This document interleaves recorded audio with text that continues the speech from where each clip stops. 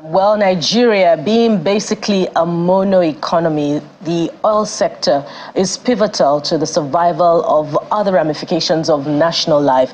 And little wonder that following the removal of fuel subsidy, so many other things have been affected, from the manufacturing sector to MSMEs, which we just, wrapped up a discussion on, and of course with the attendant effect on inflation. So what does the executive order that the president signed yesterday, what implications will it have overall on the oil sector? To have that conversation, we have joining us the chairman, New Energies and Hydrogen Study Group of NGA, Mr. Olabode Shomi. He joins us from our Abuja studio. Mr. Shomi, welcome to the Morning Brief on Channels Television.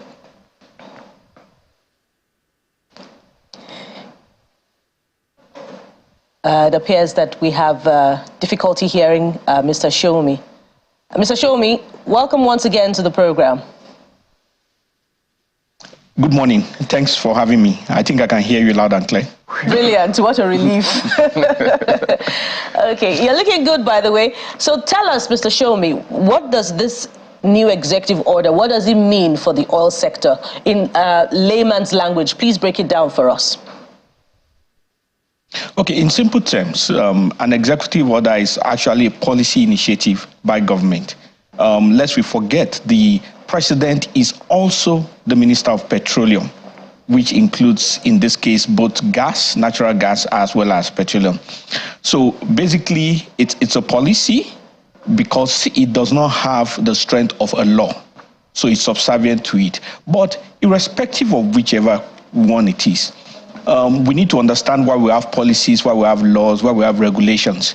Laws, as enshrined as a product of the National Assembly, have a stronger force.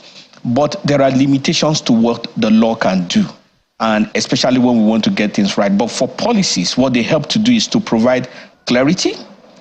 Policies help to provide consistency. They also help to provide accountability. So where the laws are not able to be effective or practical, policies can come in to ensure that the right things are done. So in simple terms, in generic terms, that's what policies are meant to achieve. But there are three legs of it. Introduction of fiscal incentives for non-associated gas, midstream, and deep water developments. Let's start with that one, that specific area. How will it impact the many legs of gas, either its production or exportation? You know, we heard just weeks back that the federal government was going to stop exportation of gas in order to reduce the prices. So how would it aid the improvement of that sector? Okay, so natural gas has three phases to it, which everybody probably knows: the upstream, midstream, and of course downstream. When we talk about how gas affects the average Nigerian, they're just talking downstream, which is actually a minor part of the downstream, by the way.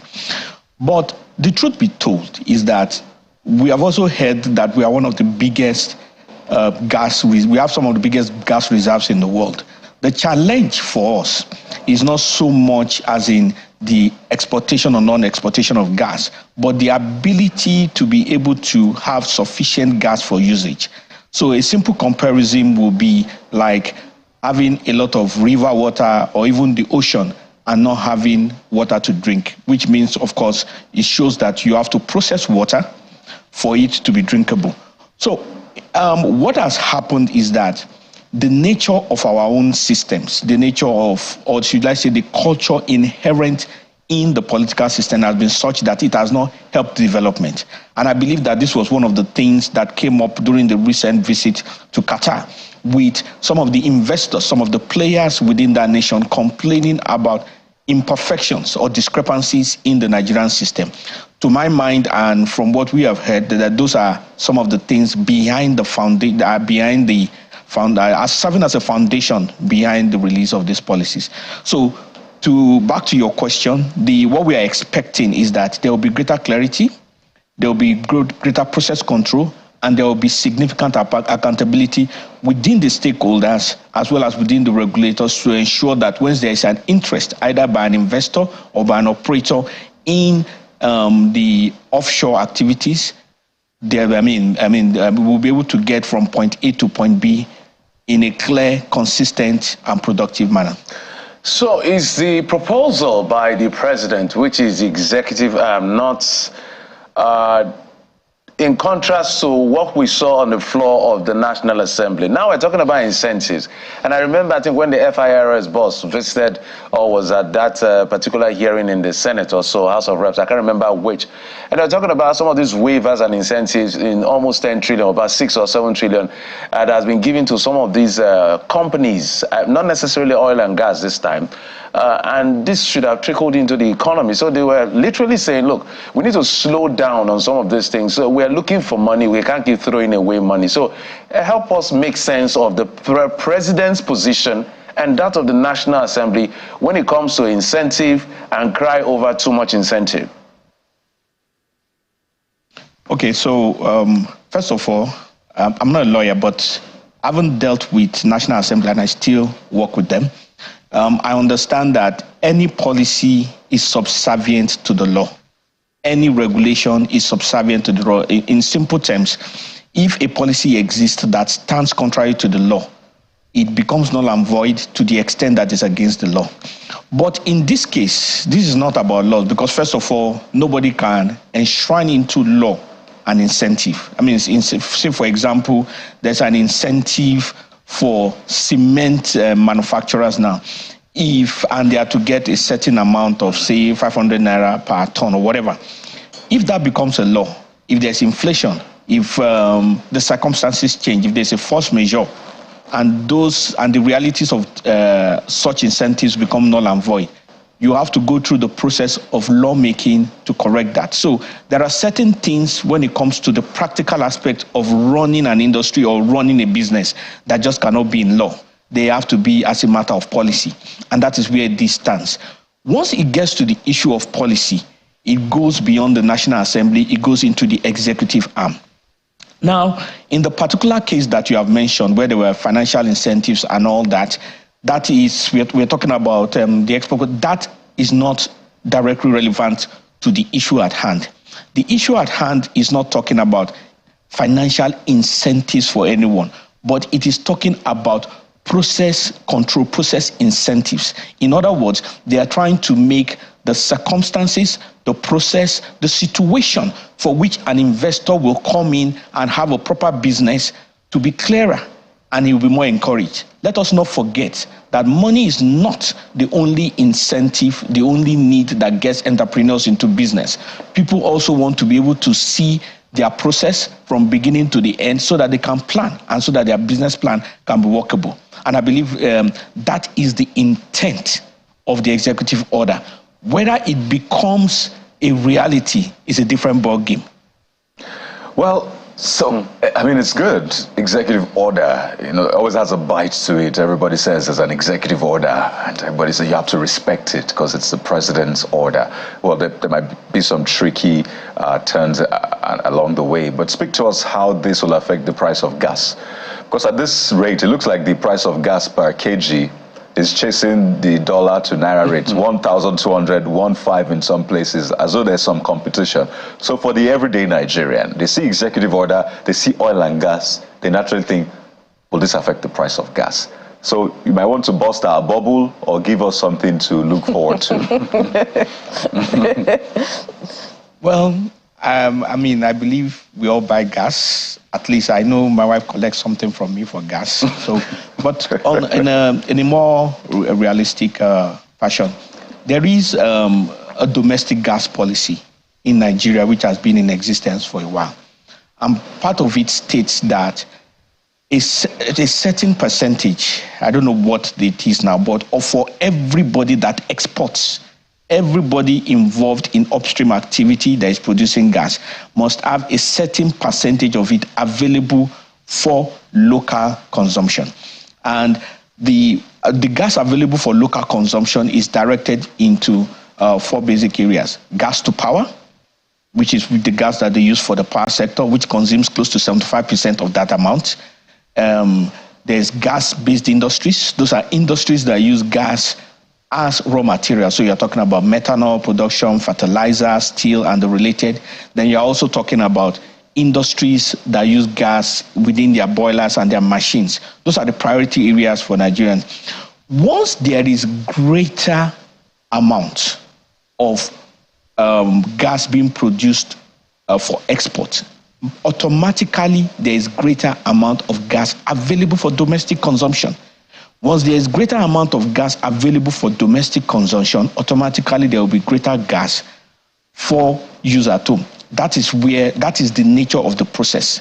So what is incumbent upon all of us, even upon the media, even upon the civil society and the average Nigerian, is to ensure that that process takes place. So there's a policy in place which is similar to this executive order, that an amount of gas is available for local consumption. So somebody needs to ask questions. How much gas was available or was distilled within the local the local framework within the last month, within 2 months, within the last 6 months? I mean, those are the practical things that will affect us, because laws don't affect themselves. Policies, regulations don't affect themselves. It is all human beings. And these human beings form a culture because there's a process within they operate. It is when we shed more light, when there's greater transparency, when the light shines upon darkness, that the process can become effective. So this is not a case of busting a bubble, but this is a case for us understanding the reality of our circumstances and ensuring that we as citizens also live up to our responsibility to hold those who are stakeholders in the process of ensuring that these policies come to pass to the responsibilities that they have. So basically, we need to ask questions about how much gas comes in monthly for the domestic market, how it is being distributed, how it is being distilled. And I'm sure if we do that frequently, people will be more careful about arbitrary increases in price. Well, one of the things I try to, talk about when we have to deal with some of the structures we have as a people, as a country, as a system, is the people driving the process itself. And I'm happy you said, hopefully it's implemented. So who are the stakeholders that the president should be talking to? We know the president is the Minister of Petroleum, and he has 2 other ministers supporting him both in petroleum and in gas. But whatever policy, executive order, a direct order, a legislation, is still going to be driven by the same people within that space where it did not work before.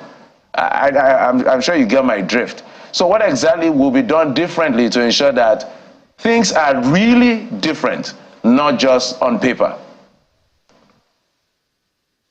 Okay, so we operate a democratic form of government. The world has tried communism. We have tried monarchy. We have even tried theocracy, and they found out over the centuries that democracy is still the best form of government. The point is that when a person or a group of persons or an institution is a part of an industry functioning, that person, group of persons or institutions become a stakeholder. So, in simple terms, the man on the street is a stakeholder. The civil society, who have rights to intervene in non-governmental ways, are a stakeholder. The media, who have right to bring to light what is happening so that others can form an opinion, they are a stakeholder. The regulator is a stakeholder. The operator, those who are operating, whether downstream, even the person providing janitorial services for the industry, is a stakeholder. The Ministry of Petroleum is a stakeholder. Of course, the executive is a stakeholder. The judiciary is a stakeholder. So the idea behind the fact that there is this group of people responsible for achieving this, and the rest of us should hold those people accountable, is right within certain limits. But it is only right when every other person does their job. One of the things I have said is that there is a need for regular, perhaps monthly, investigative overview of how much gas is made available to the domestic market. The media has a right to do that. And if they don't do that, unfortunately, nobody else can. It is not the man on the street who is going to be asking the Ministry of Petroleum or the regulator or anybody about these questions. And it is important that people get a sense of relief or a sense of caution in reality as to what is happening by just knowing the basic facts. It is when these facts are absent from the public glare for a long time that we start to hear very sudden stories and sudden postulations that confuses people into the reality of the ground. So, like you have said, things may not have functioned well in the past. It is not because the people who are there cannot make it function. It is primarily because accountability and the process for accountability has been dysfunctional. And to put it in perspective, there are a lot of Nigerians that we see, they try to break laws, they try to be above the law. Even in the airport, sometimes they don't even want to queue. But once they get to Heathrow or they get to Frankfurt, the same people who a few hours ago were trying to break every law, you see them being obedient because they get to an environment where there are consequences for their actions. So what really causes the misbehavior of a lot of the people that we see as institutional leaders is lack of consequences for behavior. And one of the reasons for lack of consequences for behavior is the fact that their misdemeanors are not brought into light. So if we are to make the system work, all of us must be at play. Remember, I said it's a system. A system is not one person. It is a group of persons. It is a group of institutions. Just like you talk about reproductive system or digestive system, it's not just the mouth, it's not just the stomach. It is combination of so many things that make a system. So all hands must be on deck to ensure that the diverse parts of the system do their job. Well, Mr. Yes, Showumi, just to be clear, pardon me, Bukola, we do our jobs. We do the reporting. I mean, I just told you how much a kilogram of gas is now, literally combating with the dollar to naira. But we don't do the enforcement. In those climes, there is enforcement, proper enforcement, and I'm talking from government and the law enforcement agencies. There's nothing different really. The media is here and there, we do the reporting, but they go there and do things differently because the laws are really upheld and enforced. So I think it's again important to say that we need to enforce those laws here and ensure that everybody is above board. Well, Kade, you captured my sentiments exactly, because I was going to say that, you know, those who are supposed to be the drivers of this executive order, I assume maybe those who work in the Ministry of Petroleum Resources. For instance, one part of the executive order says contracting should now take 6 months. So, and it's also encouraging local content. So we should be, I imagine, Mr. Showumi, looking at the Ministry of Petroleum Resources for the efficient working of this executive order. In 30 seconds.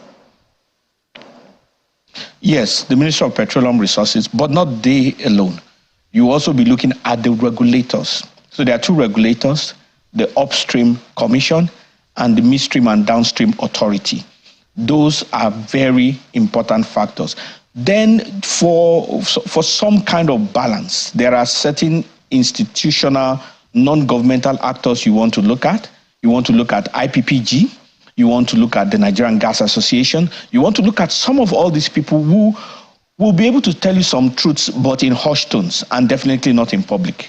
So in reality, it's when you get a view from one person, it is an opinion. But when you get views from different sources and you are able to analyze to pick out what is consistent across different sources, then it is a research. So it's incumbent upon all of us to be able to get source out and echo the facts from all of this.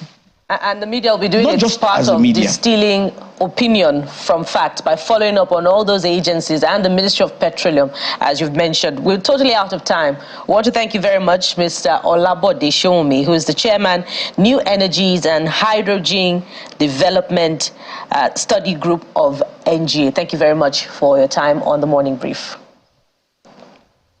My pleasure. My pleasure. You know, all I wanted was simple transparency. Let's have a dashboard where we see these numbers. Let's start from there, as basic as that. Yeah. We'll be following up on the data. We'll switch gears after this time now to look at Edo politics. What's the implication of the impeachment notice served on the deputy governor? We'll have answers after this break. Stay with us.